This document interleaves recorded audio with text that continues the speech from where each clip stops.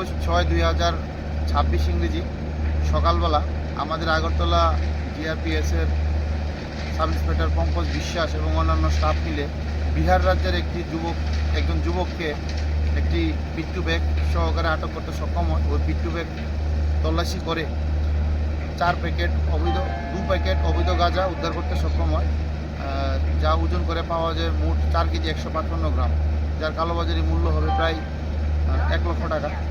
তারপর আমরা সঙ্গে সঙ্গে তাকে আটক করি এবং এনডিপিএস ধারা অনুযায়ী মালগুলি তার কাছ থেকে সিজ করি। তাকে ওই একটি স্পেসিফিক কেস নিয়ে অ্যারেস্ট করা হয় এবং তাকে আমরা আজই আদালতে প্রেরণ করব। প্রাথমিক জিজ্ঞাসাবাদে সে জানায় সে এগুলো আগরতলা থেকে প্রকিউর করেছে এবং বিহার রাজ্যে নিয়ে যাওয়ার উদ্দেশ্যে আগরতলা রেল স্টেশনে এসেছিল।